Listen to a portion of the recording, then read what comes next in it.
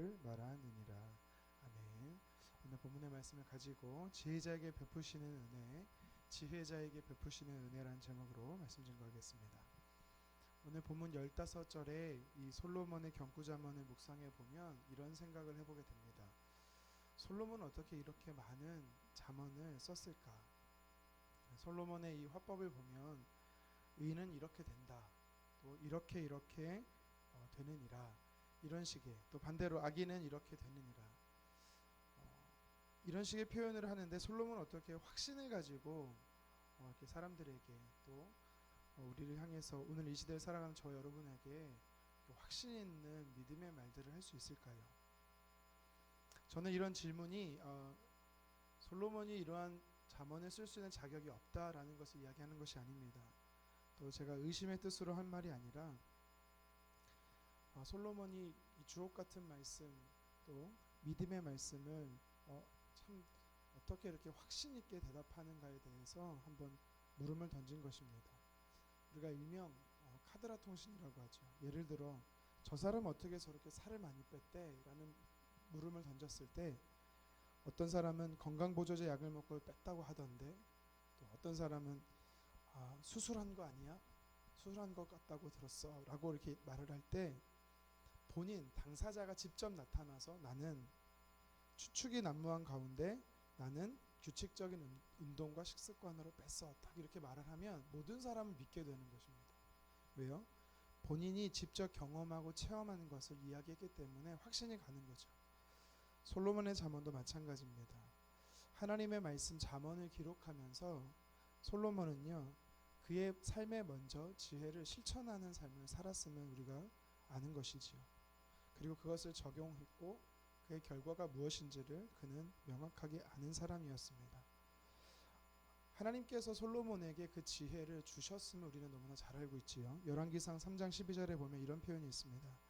내가 내 말대로 하여 내게 지혜롭고 총명한 마음을 주노니 내 앞에서도 너와 같은 자가 없거니와 내 뒤에도 너와 같은 자가 일어남이 없느니라.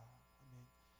하나님이 그 지혜를 그의 마음에 주셨고 그 지혜를 닮은 마음을 소유한 솔로몬은 그렇게 살았던, 그리고 그의 사랑하는 아들들을 향해서 또 이 시대를 살아가는 하나님의 자녀들을 향해서 확신 있고 믿음 있게 말씀을 선포하는 것입니다. 그래서 우리는요, 그것이 진리인 줄 믿고 우리의 삶에 한 가지씩 적용해 나가면 성경에서 약속한 대로 그 은혜를 누리게 되는 줄 믿으시기를 바랍니다. 오늘 성경이 우리에게 약속하는 하나님의 은혜가 있음을 몇 가지 말씀을 통해 좀 살펴봤으면 좋겠습니다. 어제도 말씀드렸지만 우리 10장부터 22장까지의 말씀은요, 총 375절로 각각의 절마다 의미가 부여됩니다. 그래서 절마다의 의미를 다 설명하기에는 짧은 순간이 짧기 때문에 좀 묶음으로 말씀을 좀 나누도록 하겠습니다. 첫 번째, 하나님이 지혜자의 삶에 주시는 은혜가 뭐냐? 지혜자의 삶을 요동하지 않게 하신다라는 것입니다. 우리 본문 25절 말씀을 함께 읽어보도록 하겠습니다. 회오리 바람이 지나가면 악인은 없어져도 의인은 영원한 기초 같으니라. 아멘. 의인과 악인에게 똑같이 회오리 바람이 일어난다라고 성경은 이야기하고 있습니다. 그런데 그 결과는 전혀 다르다라는 것이죠. 쓰나미의 태풍이 몰아쳤을 때 해수면에 가까이 있는 어떤 나무는 부러지는가 하면, 또 어떤 나무는요, 쓰나미가 지나갔음에도 불구하고 견고한 모습을 볼 수가 있습니다. 차이가 무엇일까요? 뿌리에 있는 것이죠. 뿌리가 땅에 얼마나 깊이, 땅속 깊이 견고하게 단단하게 내려져 있는가로 인해서 흔들리거나 부러지거나 또 견고하게 있다라는 것을 알 수가 있습니다. 30절에도 마찬가지입니다. 의인은 영영이 이동하지 아니한다라고 성경은 이야기하고 있습니다. 이것은 약속의 땅에서 거한다라는 의미입니다. 견고하게 거한다라는 의미입니다. 반대로 악인은 약속의 땅에서 쫓겨난다라는 것이죠. 25절과 30절의 말씀을 보면서 하나님께서 주신 지혜 안에 머물고 하나님의 지혜를 적용하며 사는 자에게는 허락하신 약속의 땅에서 쫓겨나거나 흔들림 없이 존재한다라는 것을 이야기하는 것이죠. 마태복음 7장에서도 보면 예수님께서 동일한 말씀을 하셨습니다. 똑같이 비가 내리고 창수가 나고 바람이 불어왔지만 그 주춧돌을 어디다 두었느냐, 다시 말해 집을 어디다 세웠느냐에 따라서 너무나 많은 큰 차이가 있음을 알 수가 있습니다. 반석 위에 놓은 사람, 반석 위에 집을 그 주춧돌을 반석 위에 둔 사람, 반석 위에 집을 지은 사람은 어떻다고 합니까? 견고하게 세워져 있다라고 이야기하는 것이지요. 하지만 예수님의 말씀을 이 견고하게 세워졌다라는 것은요, 말씀을 적용했다라는 것입니다.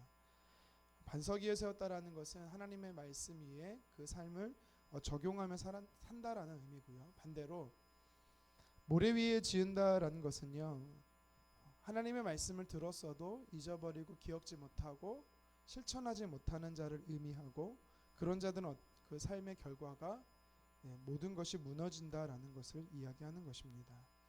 말씀을 삶으로 살아내는 자, 또 지혜를 삶에 적용하고 실천하는 자, 하나님께서는요 그들의 삶을 조금도 요동을 허락지 않으신다라는 것입니다. 그래서 시편 52편 22절 하반절에도 보면 의인의 요동함을 영원히 허락지 아니하신다라고 성경은 이야기하고 있는 것입니다.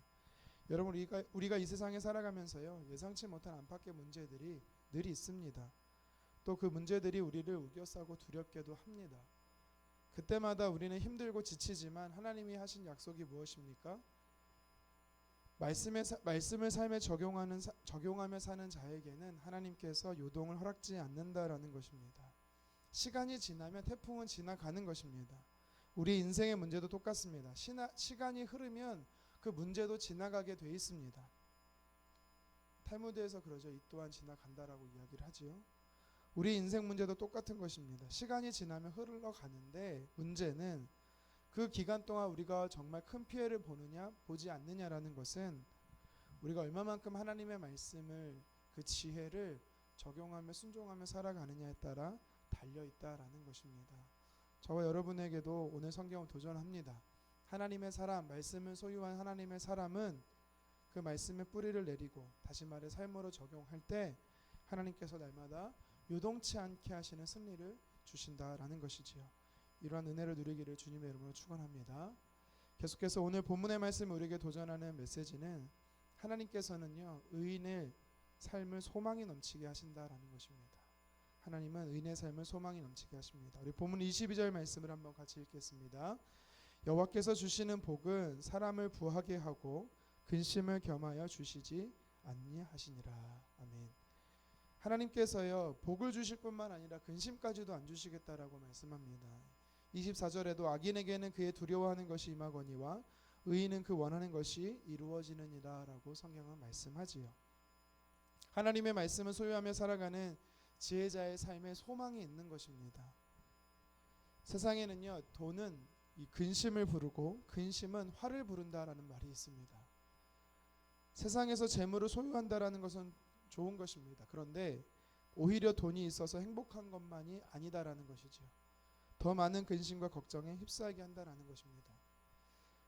큰 돈이 아니더라도요, 여러분 아마 한 번쯤은 다 느껴보셨을 것 같은데 은행에서 현금을 다발로 인출하게 돼서 그것을 가지고 올 때 여러분은 어떤 마음이 드십니까? 불과 큰 돈이 아니더라도 1, 200만 원 물론 큰 돈인데요. 이렇게 다발로 이렇게 가지고 오게 되면 괜히 평소에 느끼지 못한 누군가 이 돈을 훔쳐가면 어떡할까라는 두려움이 우리 안에 있다라는 것이죠. 제가 지난 다니엘 기도회 때 매일매일 헌금을 계수하고 입금을 했었는데 며칠을 이렇게 미루다 보니까 한 2, 3일에 돈이 이렇게 모여서 좀 이렇게 다발처럼 보이게 됐습니다.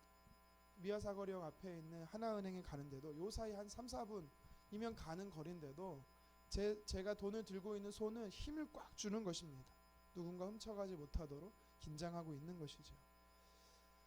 평소에 전혀 의식되지 않았던 행동을, 생각을 하게 된다라는 것입니다.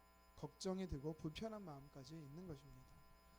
이런 소소한 문제뿐만 아니라 우리가 기사로 종종 듣는 이야기 중에도 보면 물질로 인해서 가족을 살해한다든지, 지난 3월에 보면 이 청담동 주식부자라고 했던 이희진 씨가 결국 돈 때문에 부모를 살해한 것을 알 수가 있죠. 또 지금 한창 기사에 보면은 롯데 창업주인 신격호 분께서 돌아가셨는데 그것보다 관심 있는 게 뭐냐면 그의 아들들 장남 차남의 신동빈 신동주가 어떻게 누가 경영권을 승계할 것이냐, 돈 문제로 인해서 관심이 있는 것을 보게 됩니다. 세상은요 부를 모으고 쌓고 지키는 데에 많은 근심과 불안이 따르게 되는 것을 우리에게 이야기하는 것입니다. 왜 근심과 부가 있을까? 물론 그 부를 축적하는 데 있어서부터 불의와 또 타협의 이 비신앙적인 모습이 있기 때문일 수도 있습니다. 어쨌든 성경은요, 오늘 우리에게 무엇을 말하냐면, 부를 소유하는 우리가 눈으로 보기에는 똑같은 부를 소유하는 것 같지만 하나님께서 베풀어 주시는 복이 뭐냐?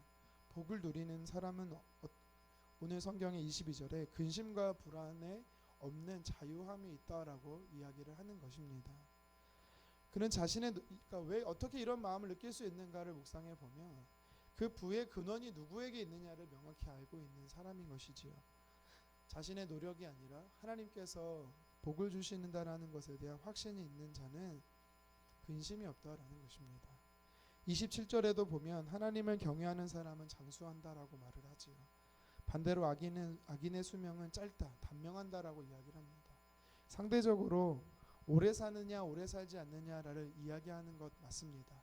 그런데 더 깊은 의미는 22절 24절의 말씀과 같이 오래 살 때도 그냥 오래 사는 게 아니라 하나님이 주시는 평안함 가운데 두려움 없이 오래 사는 이 양적인 것뿐만 아니라 질적인 것까지도 이야기를 하고 있는 것입니다. 물질이 됐든 건강이 되었든 일상의 삶을 영위해 나가는 데 있어서 하나님께서는요, 지혜를 소유하는 의인들에게 주시는 복은 소망이 넘치게 한다라는 것입니다. 근심과 두려움이 아니라 소망이 넘치게 한다라는 것이죠.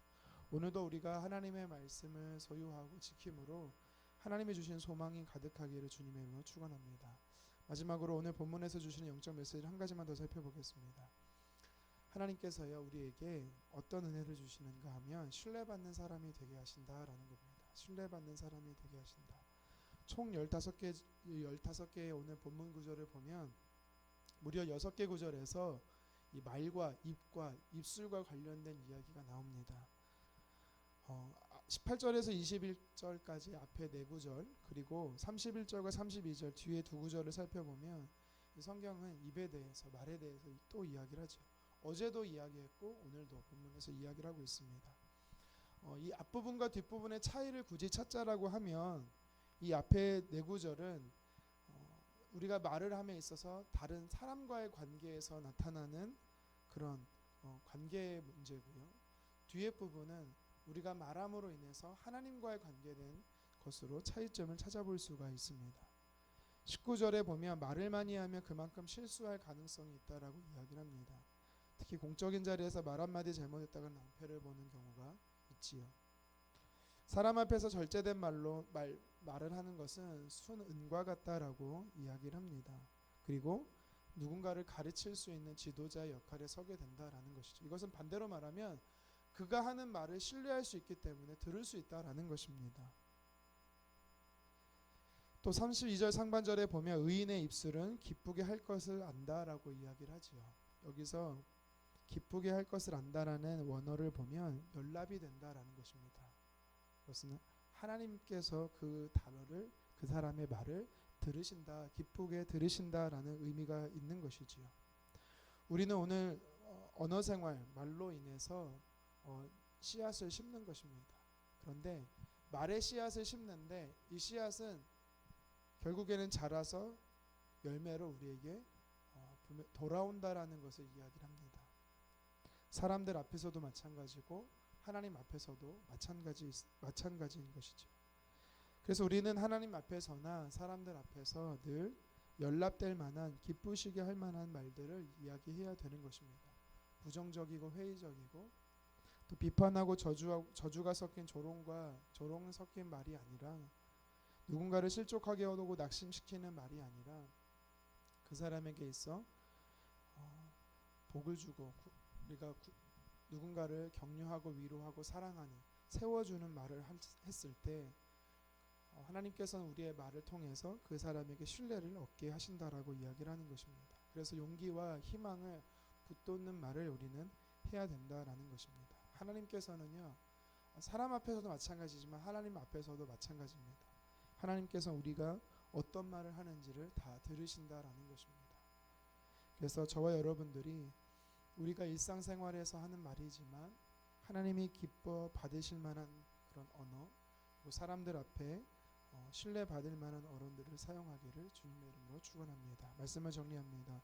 본문을 통해 하나님께서 지혜를 삶에 적용하는 자에게 주시는 은혜가 무엇인지를 세 가지를 살펴봤습니다. 첫 번째는 하나님께서는 지혜자의 삶을 요동하지 않게 하신다라는 것입니다. 시련은 늘 있습니다. 하지만 그 시련도 반드시 지나갑니다. 그런데 우리가 피해를 보지 않으려면 어떻게 해야 합니까? 하나님의 말씀에 뿌리를 깊이 내리는 것입니다. 그것은 다시 하나님의 말씀을 삶에 실천하며 적용하며 산다라는 것이죠. 두 번째는 하나님께서는 지혜자의 삶에 소망이 넘치게 한다라는 것입니다. 물질과 건강과 장수 등 인생에 살아가는 데 있어서 염려와 근심에 피폐한 삶이 아니라 복된 삶을 하나님께서는 우리에게 허락해 주신다라는 것이죠. 마지막으로 하나님께서는요, 지혜자가 사용하는 언어를 통해서 하나님께나 또 사람들 앞에서 신뢰받게 하신다라는 것입니다. 이 사실을 기억하며 오늘도 지혜 삶을 실천하며 하나님의 은혜를 누리는 저와 여러분 되기를 주님의 이름으로 축원합니다. 기도하겠습니다.